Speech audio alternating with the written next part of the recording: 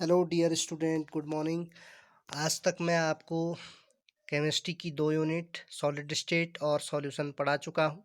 आज हम केमिस्ट्री की 3rd यूनिट जिसका नाम है इलेक्ट्रोकेमिस्ट्री उसकी स्टडी करेंगे। तो देखिए स्टूडेंट, जैसे कि यूनिट के नाम से पता चल रहा है इलेक्ट्रोकेमिस्ट्री अर्थात वैद्युत तथा रसायन मीन्स की केमिस्ट्री की एक ऐसी ब्रांच, एक ऐसी शाखा जिसमें हम वैद्युत ऊर्जा मीन्स की इलेक्ट्रिकल एनर्जी तथा रासायनिक ऊर्जा केमिकल एनर्जी के परस्पर संबंध का अध्ययन किया जाता है।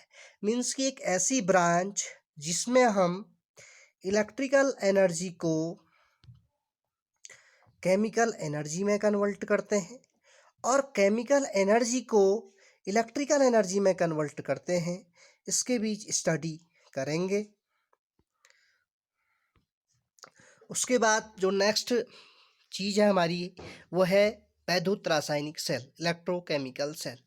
जैसे नाम से पता चल रहा वैद्युत रासायनिक सेल मीन्स कि वे सेल जो केमिकल एनर्जी को इलेक्ट्रिकल एनर्जी में कन्वर्ट करते हैं, अर्थात जो रासायनिक ऊर्जा को वैद्युत ऊर्जा में बदलते हैं या रूपांतरित करते हैं, वैद्युत रासायनिक सेल कहलाते हैं।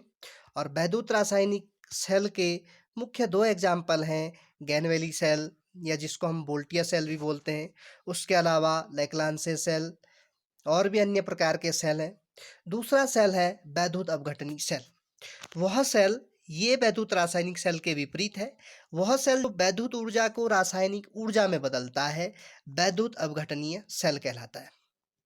इसके बाद जो नेक्स्ट टॉपिक हमारा वो है इलेक्ट्रोड। देखिए स्टूडेंट, आप इससे पहले भी क्लास 10th में या 11th में इलेक्ट्रोड के बारे में पढ़ चुके होंगे और आप जानते हैं कि इलेक्ट्रोड जनरली 2 टाइप के होते हैं, एनोड तथा कैथोड। देखिए स्टूडेंट, इसको समझाने के लिए मैं आपको 2 ट्रिक्स बताऊंगा एनोड और कैथोड को समझाने के लिए। सबसे पहले डेनियल सेल या किसी भी सेल में 2 इलेक्ट्रोड होते हैं, तो जिसमें लोन एक ट्रिक है, जिसमें लोन का मतलब है लेफ्ट, ओ का मतलब है ऑक्सीडेशन, ए का मतलब है एनोड और एन का मतलब है नेगेटिव। मीन्स कि एनोड वह इलेक्ट्रोड होगा जो लेफ्ट में स्थित होगा, जिस पर ऑक्सीडेशन मीन्स कि ऑक्सीकरण या उपचयन हो रहा होगा और जिस पर चार्ज जो होगा वो नेगेटिव होगा। सिमिलरली आपका जो दूसरा इलेक्ट्रोड है जिसको आप कैथोड बोलते हैं, तो उसके लिए भी हमारे पास एक ट्रिक है, इसको भी हम समझेंगे।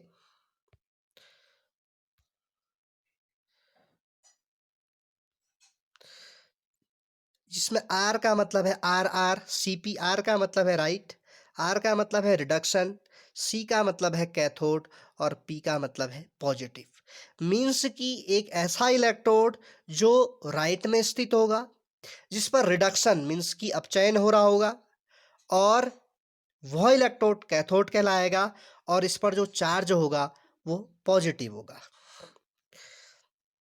इसी प्रकार डेनियल सेल की स्टडी हम करेंगे। देखो बच्चों, जनरली कोई भी सेल है, चाहे वो डेनियल सेल हो या बोल्टिया सेल हो, उसमें 2 इलेक्ट्रोड होंगे, एनोड और कैथोड। और जनरली बच्चों, हम किसी भी इलेक्ट्रोड को बनाने के लिए, माना आप जिंक का इलेक्ट्रोड बना रहे हैं या कॉपर का इलेक्ट्रोड बना रहे हैं, तो उसकी छड़ लेते हैं और उसी छड़ का विलयन लेते हैं। मीन्स कि यहाँ पर आप देख रहे होंगे, हमने यहाँ पर जिंक रॉड ली है तो सॉल्यूशन भी जिंक सल्फेट का लिया है। यहाँ पर हमने कॉपर रॉड ली है तो सॉल्यूशन भी कॉपर सल्फेट का ही लिया है। मीन्स आप जब भी जिस रॉड को बना रहे होंगे या जिस इलेक्ट्रोड को बना रहे होंगे तो उसी धातु को लेंगे और उसी धातु का विलयन लेंगे। तो देखिए स्टूडेंट, अब आपने यहाँ पर 2 अलग-अलग बीकर में 2 इलेक्ट्रोड डाल दिए और उनके सॉल्यूशन डाल दिए। यहाँ पर आप देखिए कि यहाँ पर इलेक्ट्रॉन का दान हो रहा है और यहाँ पर इलेक्ट्रॉन का दान किया जाएगा, मतलब कि इलेक्ट्रॉनों की कमी होगी। और इस इलेक्ट्रोड के द्वारा मीन्स कि जो सेकेंड इलेक्ट्रोड है कॉपर वाला, उसके द्वारा इलेक्ट्रॉनों को ग्रहण किया जा रहा है। और इन दोनों रॉड को आपने एक गैल्वेनोमीटर के द्वारा जोड़ दिया। गैल्वेनोमीटर जब इसमें इलेक्ट्रिसिटी फ्लो होगी तो इस गैल्वेनोमीटर में विक्षेप होगा। उसी प्रकार देखिए यहाँ से 2 इलेक्ट्रॉन यहाँ से यहाँ जा रहे हैं। यहाँ पर देखिए जिंक 2 पॉजिटिव है और इस वाले विलयन में 2e नेगेटिव, और ये टूटेगा तो क्योंकि इसमें CuSO4 है तो Cu2 प्लस S और 4 2 नेगेटिव के रूप में टूटेगा।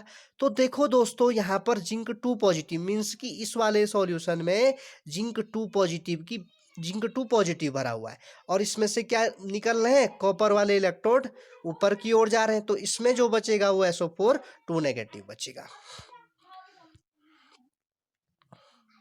उसी प्रकार देखो हमेशा इसमें एक इम्पोर्टेंट कंसेप्ट और मैं आपको बताना चाहता हूँ, क्योंकि इलेक्ट्रॉनों की गति तो इधर की ओर होगी, एक इलेक्ट्रोड से दूसरे इलेक्ट्रोड की ओर, तो वैद्युत धारा की गति इसके विपरीत होगी। मीन्स कि इलेक्ट्रॉन की गति हमेशा वैद्युत धारा की गति के विपरीत होती है। और इन दोनों इलेक्ट्रोडों को एक साल्ट ब्रिज यहाँ पर आपको देखने को मिल रहा होगा, इस प्रकार का एक साल्ट ब्रिज के द्वारा जोड़ा जाता है। मीन्स कि ब्रिज का मतलब जो जोड़ने का कार्य करता है। और यहाँ पर आपने एक केमिकल लिया है KCl मीन्स कि पोटेशियम क्लोराइड, जो एक साल्ट ब्रिज का कार्य करता है। अब यहाँ पे दो इंपॉर्टेंट रिएक्शन होती हैं, oxidation half reaction and reduction half reaction. तो ऑक्सीडेशन हाफ रिडक्शन कैसे होगी कि जिंक सॉलिड से जिंक 2 पॉजिटिव एक्वस और 2 इलेक्ट्रॉन बन रहे। उसी प्रकार कॉपर 2 पॉजिटिव प्लस 2 इलेक्ट्रॉन से कॉपर बनेगा, क्योंकि यहाँ पे कॉपर पे 2 पॉजिटिव चार्ज है और दो इलेक्ट्रॉन भी है, तो ये दोनों एक दूसरे को उदासीन कर देंगे तो केवल कॉपर बचेगा। तो ये तो थी ऑक्सीडेशन हाफ रिएक्शन और रिडक्शन हाफ रिएक्शन। अब देखो दोस्तों, मैंने जैसे आपको पहले भी बता चुका हूं कि वैद्युत धारा की दिशा इलेक्ट्रॉन की गति की दिशा के विपरीत होती है। ऑक्सीकरण अर्धअभिक्रिया और अपचयन अर्धअभिक्रिया मिलकर सेल अभिक्रिया का निर्माण करते हैं। इसको इस प्रकार समझाता हूं मैं आपको। यहाँ पर देखिए, जिंक से जिंक 2 पॉजिटिव प्लस 2 इलेक्ट्रॉन बनना है, मीन्स कि ऑक्सीकरण अर्धअभिक्रिया हो रही है। उसी के प्रकार कॉपर 2 पॉजिटिव प्लस 2 इलेक्ट्रॉन से कॉपर बनना है। मैं जैसे पहले भी बता चुका हूँ कि यहाँ पर 2 इलेक्ट्रॉन है और कॉपर में भी 2 पॉजिटिव चार्ज है, तो एक दूसरे को निरस्त कर देंगे। अब देखो दोस्तों, यहाँ पर 2 इलेक्ट्रॉन से 2 इलेक्ट्रॉन कट जाएंगे, 2 इलेक्ट्रॉन से 2 इलेक्ट्रॉन कट जाएंगे, तो यहाँ पर जो रिएक्शन बचेगी जिंक प्लस Cu2 पॉजिटिव से जिंक 2 पॉजिटिव प्लस कॉपर, तो ये रिएक्शन है। इसी रिएक्शन को हम सेल अभिक्रिया कहते हैं। उसी प्रकार सेलों का निरूपण कैसे किया जाता है, तो देखो दोस्तों, अभी तक जैसे हम पढ़ चुके हैं कि 2 इलेक्ट्रोड होती हैं, एनोड और कैथोड, और ये बीच में जो ये सिंबल है ये लवण सेतु का सिंबल है। तो आपने जैसे पहली रिएक्शन में देखा कि जिंक से जिंक 2 पॉजिटिव बनना है, तो यहाँ पे आपने लिख दिया जिंक से जिंक 2 पॉजिटिव। उसी प्रकार कॉपर 2 पॉजिटिव से कॉपर, तो एक कैथोड वाली रिएक्शन हो रही है। इसी को सेल ऑफ रिप्रेजेंटेशन कहा जाता है। उसी प्रकार अब आज का लास्ट टॉपिक है लवण सेतु के कार्य। लवण सेतु के 2 मुख्य कार्य होते हैं, एक परिपथ को पूर्ण करना, दूसरा वैद्युत उदासीनता को बनाए रखना। इसको आप समझ लीजिए। यहाँ पर देखिए, ये एनोड की रिएक्शन हो रही है और ये कैथोड की रिएक्शन हो रही है। जब तक ये साल्ट ब्रिज यहाँ पर हम नहीं जोड़ेंगे तो रिएक्शन कंप्लीट नहीं होगी। उसी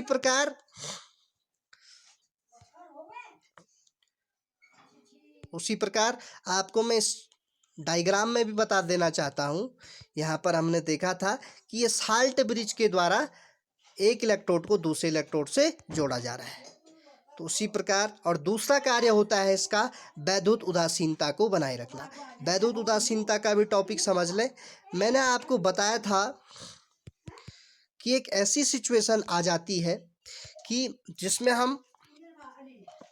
जिसमें जिंक 2 पॉजिटिव वाले विलयन में जिंक 2 पॉजिटिव की भारी अधिक मात्रा में वृद्धि हो जाती है, और दूसरा इलेक्ट्रोड जो है उसमें कॉपर वाले इलेक्ट्रोड तो कॉपर 2 पॉजिटिव कॉपर वाली क्षण में चले जा रहे हैं, लेकिन यहाँ पर जो बचेंगे वो केवल SO4 SO4 2 पॉजिटिव बचेंगे, जिस कारण क्या होगा कि एक ऐसी स्थिति उत्पन्न हो जाएगी कि जिंक में जिंक 2 पॉजिटिव की भारी मात्रा हो जाएगी और कॉपर वाले इलेक्ट्रोड में SO4 2 नेगेटिव की बहुत अधिक वृद्धि हो जाएगी। मीन्स की एक ऐसी स्थिति होगी कि Cu के सभी इलेक्ट्रॉन कॉपर की छड़ में चले जाएंगे और SO4 नेगेटिव ही वहाँ पर बच जाएंगे, तो रिएक्शन नहीं हो पाएगी, जिस कारण वो एक दूसरे के प्रभाव को निरस्त कर देंगे। तो इसलिए लवण सेतु का दूसरा कार्य जो होता है वो वैद्युत उदासीनता को बनाए रखना है।